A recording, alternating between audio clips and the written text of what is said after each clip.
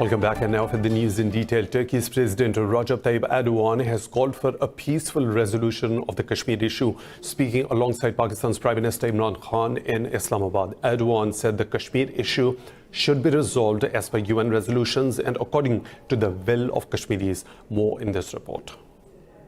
Diplomatic ties between Ankara and Islamabad date back to 1947, soon after the creation of Pakistan. Turkey was one of the first countries to recognize Pakistan and supported its bid to become a UN member. The two-day visit of Turkey's President Recep Tayyip Erdogan has further strengthened the relations between the two countries. During his stay in Pakistan, the Turkish president addressed Pakistan's parliament for the fourth time in history. In his address, he reiterated his country's support for Pakistan, its stance on the Kashmir issue, and in the Financial Action Task Force. Kashmiri brothers have been facing problems for last so many years. The human rights situation in Kashmir has aggravated after India's recent unilateral steps in the valley. Kashmir conflict can't be resolved through use of power. Turkey will continue to seek the resolution based on peace, justice and dialogue.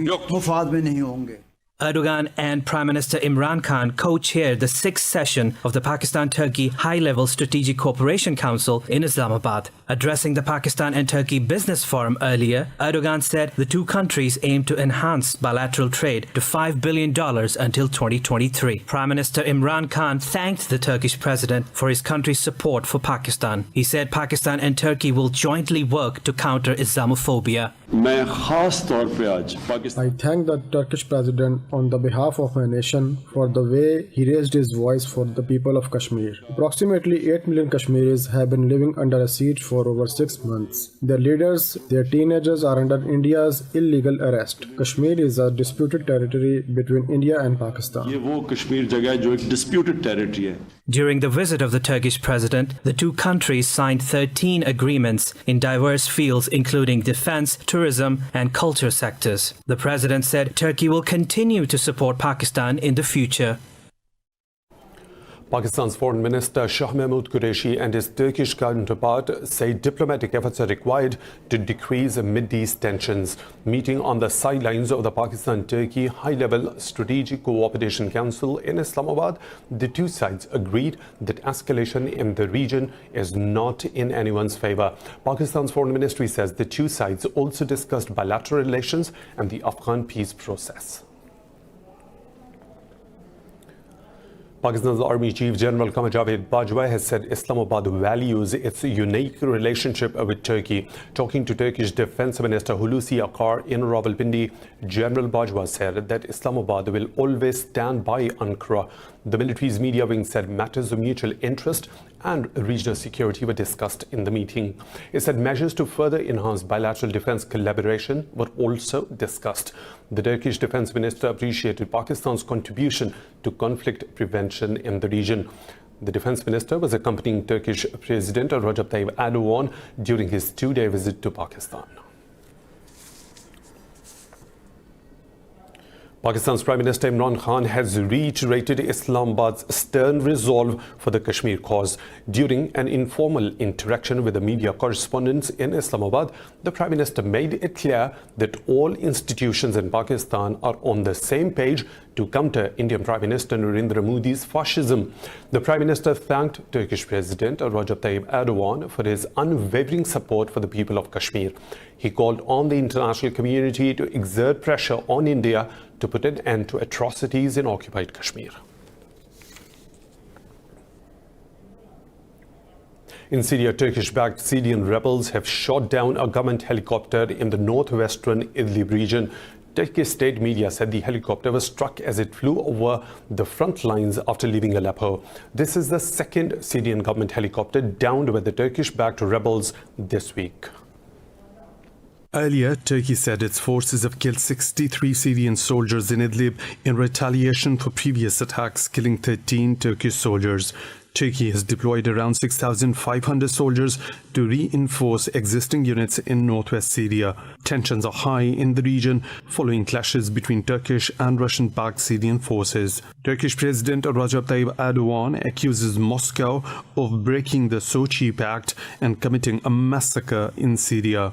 But Russia rejects the allegation, saying it targeted terrorists in Idlib, over which Ankara broke the ceasefire accord. According to the UN, over 140,000 people have been displaced in the last 3 days alone by violence in the country's northwest. Syrian air defenses have intercepted hostile Israeli missiles over the capital Damascus, but a war monitor said the strikes killed 7 fighters. State media said air defenses downed most of the missiles before they reached their targets. It said the attack was launched from over the Golan Heights, whereas Syrian Observatory for Human Rights said the strikes hit military targets around the international airport, killing 3 soldiers and 4 members of Iran's Revolutionary Guard. Earlier this month, Damascus accused Israel of attacking military targets in southern Syria, including near the capital. Turkish warplanes have killed 6 militants in Iraq's northern Kandil region. The defense ministry says the militants belong to PKK, which Ankara recognizes as a terrorist organization. It said the terrorist hideouts were located through the surveillance and on-ground reconnaissance. The defense ministry says over 400 Kurdish militants have been killed in northern Iraq over the past 4 months. In Iraq, a rocket has hit the K-1 military base housing U.S. troops in the remote province of Kirkuk. No casualties have been reported so far. It is the first attack on the base since December 27, when a volley of 30 rockets killed a U.S. contractor. The Iraqi military says it located the launcher with 11 more rockets still inside, but the assailants had fled. Last month, Iran fired a barrage of ballistic missiles at the Ain al-Assad base in western Iraq, housing American troops. The U.S. initially reported casualties in the attack, but Pentagon later confirmed over 100 troops were wounded. The U.S. has slammed Iran for sending arms to Yemen's Houthi rebels. In a tweet, Secretary of State Mike Pompeo says the seizing of Iranian missiles headed for the Houthis is an example of state-sponsored terrorism. He said Tehran continues to defy the UN Security Council. Pompeo said the world must reject Iran's violence and act now to renew the expiring UN arms embargo on Iran. The UN-imposed arms embargo on Iran will expire on October 2020. Earlier, the CENTCOM said it seized weapons believed to be of Iranian design and manufacture from a dhow in the Arabian Sea. It said the ammunition included 150 anti-tank guided missiles and 3 Iranian surface-to-air missiles. Saudi Arabia says Crown Prince Mohammed bin Salman has no plans to meet Israeli Prime Minister Benjamin Netanyahu. In an interview, Foreign Minister Prince Faisal bin Farhan Al Saud said Riyadh's policy towards Palestine remains firm. He said Riyadh's policy has been very clear. There are no relations between Saudi Arabia and Israel. The Foreign Minister says Saudi Arabia welcomes attempts to resolve the Middle East crisis. He added, Riyadh is willing to normalize relations with Israel only if there is a fair settlement that is agreed on by both Palestine and Tel Aviv. Russia has expressed solidarity with the Organization of Islamic Cooperation's stance against a U.S. Middle East peace plan. In an interview, a Russian envoy to OIC, Ramazan Abdulitpov, said Moscow shares views of the Islamic world over a host of issues. Abdulitpov said the Arab Muslim world withstood a challenge and showed unanimity on the issue of attitudes towards the deal. He said despite international disagreements, the bloc presented a united front on the Palestinian issue. The envoy said Russia plans to become more involved in the issues of Arab Muslim world. US President Donald Trump's Middle East peace plan gives Israel a green light to annex key parts of the occupied West Bank. The Muslim world has unanimously rejected the plan. The deadly new coronavirus has killed another 121 people in China, while infecting almost 5,000 more. Officials say 1,380 people have died from the virus so far, with around 64,000 infected. This report has the details. With a broader definition of diagnosing new coronavirus cases in China's Hubei province, the number of reported cases has skyrocketed over the past 24 hours. But the WHO says the apparent sharp rise does not represent a big shift in the epidemic. In the last 24 hours, China has reported 1,820 laboratory-confirmed cases, bringing the total cases to 46,550. In addition, China reported 13,332 clinically confirmed cases in Hubei province. And crucially, we understand that most of these cases relate to a period going back over days and weeks. European health ministers have expressed concern about medical supplies and urged EU member states to work together against the outbreak. So far, there have been only 35 detected cases of COVID-19 strain in the EU with no casualties. But the rising scale of the outbreak in China has raised concerns.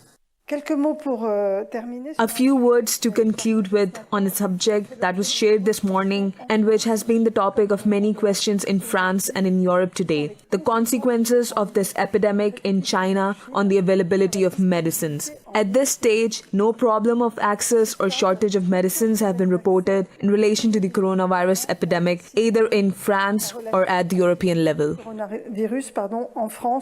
China National Biotech Group says virus-neutralizing antibodies have been detected in the plasma of patients who have recovered from COVID-19. They said experiments have proven they can effectively kill the virus.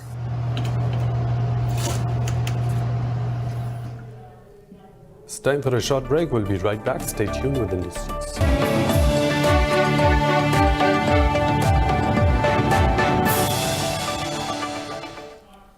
Welcome back. Britain Prime Minister Boris Johnson has vowed to repay the trust of the voters by improving infrastructure, reducing crime and building more hospitals. Welcoming his new cabinet in London, Johnson said the new cabinet should focus on delivering Tory election promises. He said the new ministers must get on with their basic work of improving the livelihoods of the British people. The Prime Minister said the ministers should spread the economic opportunity more widely across the country. The reshuffle is one of the major developments in the government following Britain's exit from the EU.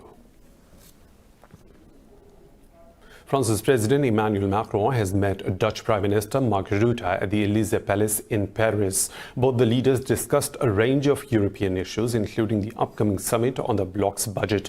They also discussed Brexit and immigration. Last week, the EU leaders held a series of meetings for the budget presentation on February 20th.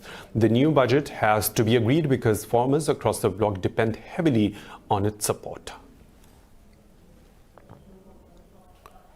NATO Secretary General Jens Stoltenberg says the alliance will do everything to prevent a new arms race with Russia.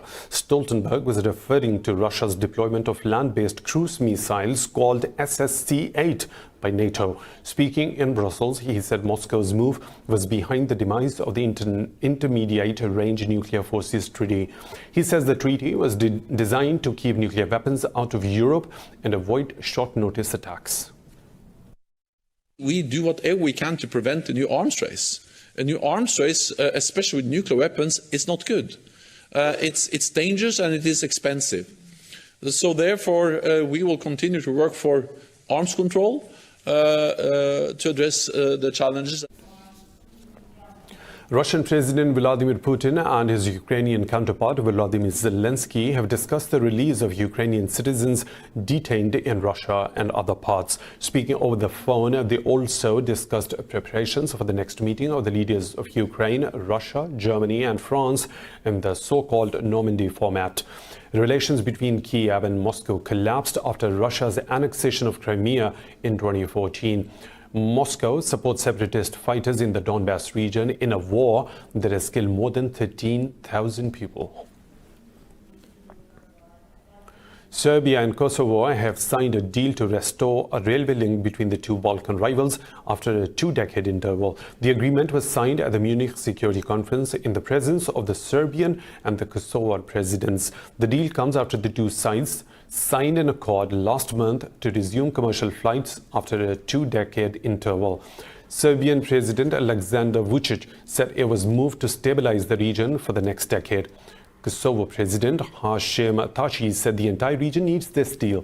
Kosovo has been recognized by over 110 countries, including the US, but not by Serbia, Russia and China.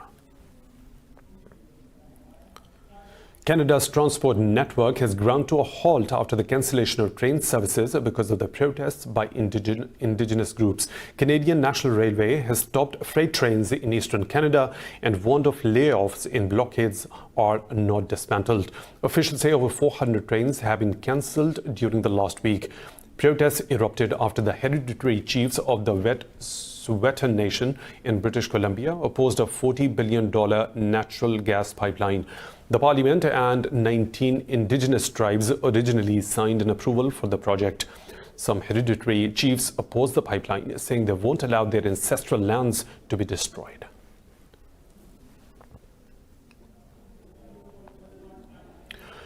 U.S. Attorney General William Barr has slammed Donald Trump for his tweets, saying the president's comments make his job impossible. In an interview, Barr said President Trump's attacks on prosecutors, judge and jurors during the trial of Roger Stone undermined the Justice Department's work. The Attorney General was accused of bowing to Trump's wishes after he withdrew Stone's sentence after his conviction. Barr said he won't be bullied by Trump because the U.S. Justice Department is under immense scrutiny over its handling of the case.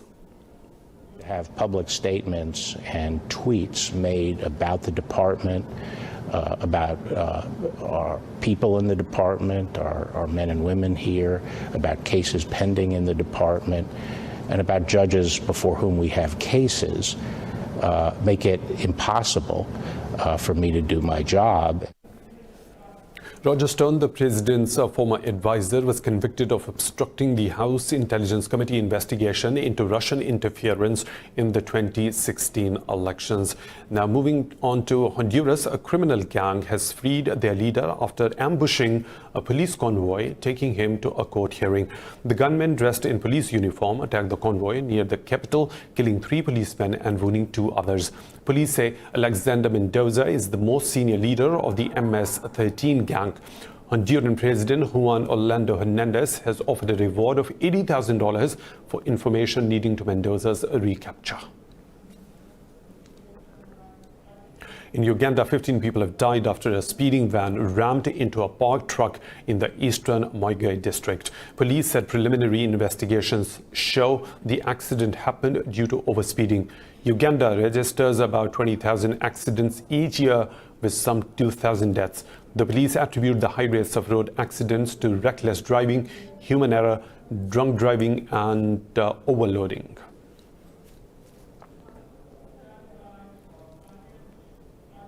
Cold winds and heavy snow have worsened the plight of Syrians who fled a Russian-backed government assault in Idlib. Civilians are struggling to find shelter amid harsh winter conditions, with snow, rain and wind from Storm Kiara. This report has more. As if the brutal civil war was not enough, chilled winds and thick snow have compounded the misery for displaced Syrians. At a makeshift camp near the city of Azaz, dozens of people are crowding together in flimsy tents, as many say they cannot afford to pay rent for homes. UN agencies have said more people have fled the fighting in Syria over the past 10 weeks than at any other time in the 9-year-old conflict. Muhammad Ahmad paints a harrowing picture, saying it's near impossible for anyone to afford a home. 27 families are living in 14 tents. Our things are still in our cars. We don't have wood. The situation is very difficult. It's impossible for anyone to be able to rent a home now. They're asking for $100 or $200. No one can afford that. Regime forces are shelling their way northwards, backed by Russian airstrikes. The onslaught is driving people toward the Turkish border as government forces try to seize remaining rebel strongholds near Idlib and Aleppo. Displaced Syrians are running out of options amid a harsh winter that's only getting worse. Muhammad Shahabuddin says sub-zero temperatures and squalid living conditions have made the situation dire. The situation here is extremely difficult. As you can see, it's snowing and the temperature is below zero. You can see it all, the conditions of the camps. We're staying in a tent because rent costs $100 or $200. There's a lot of displacement going on now.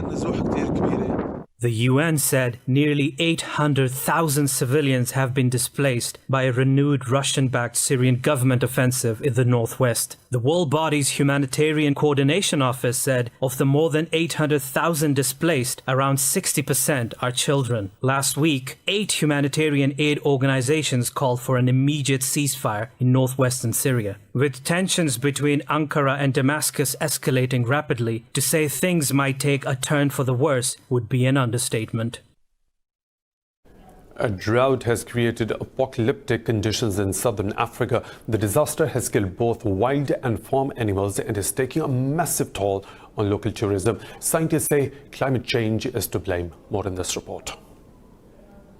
Last March, Cyclone Idai hit Zimbabwe and neighboring countries, killing over 1,000 people. Today, climatic conditions are the exact opposite, but the misery remains. South Africa is currently undergoing its worst drought in 35 years, creating a humanitarian disaster across the region. There is no rain this year and we are faced with a serious drought, and we only planted when the little rain started. Otherwise, the rivers are dry. This is a crisis that could have been predicted. Temperatures have risen twice as fast at the southern tip of the African continent compared to the rest of the globe. This has affected farmers and cattle breeders across the region, with the UN warning 45 million people in this area face food insecurity. We are not expecting any harvest at all because there is no rain. We are not expecting any good out of it because it's not raining. In a stark warning, the World Food Programme says this is a crisis on a scale not seen before. Meanwhile, the food shortage is also exacerbating economic problems in the affected countries. With food supplies in the Horn of Africa also threatened by swarms of desert locusts, Africa may soon be hit by a humanitarian catastrophe never seen in recent history. Climate change is taking its toll on different parts of the world, and the countries are finding ways to reduce carbon imprints. Now, Norway has come up with a new solution to tackle the menace of plastic with recycling. Let's take a look at this report.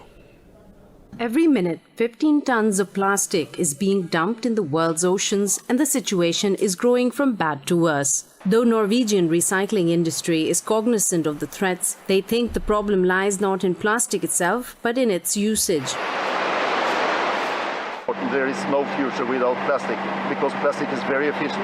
You use less energy to produce the plastic, as long as you keep the plastic out of the nature. So I think the big discussion is, we have a problem with plastic. Is the problem the plastic itself, or is it the way that we as a consumer behave ourselves? With a 90% recycling rate, the plastic deposit system is viewed as a key move to the country's success. Customers pay extra cents for plastic bottles and get refund after returning the empty ones. The EU member countries have been given a target to recycle 90% of plastic bottles up to 2029, but Norway is 10 years ahead of the deadline. The European Union, they are banning a lot of plastic materials like Q-tips and cutlery and so forth, but they also introduce collection targets on plastic bottles, so that all EU countries has to return 77% of all the bottles in 2025 and 90% in 2029. And we believe that the only way to achieve that is through deposit systems. More than 1 billion plastic bottles and aluminum cans were returned in the country in 2018. Everything which can be returned, I return. I collect everything and I take it to the deposit machine when my bag is full. Norwegians think people need to work out to keep plastic out of nature.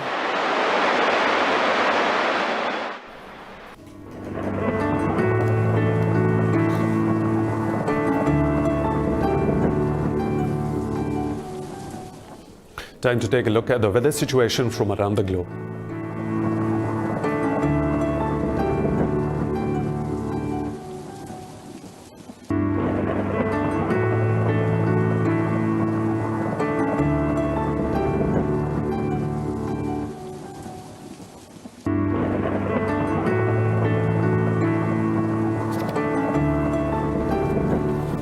And that's all for now. With the latest updates, you can follow us on social media at Indus.News. Thanks for watching.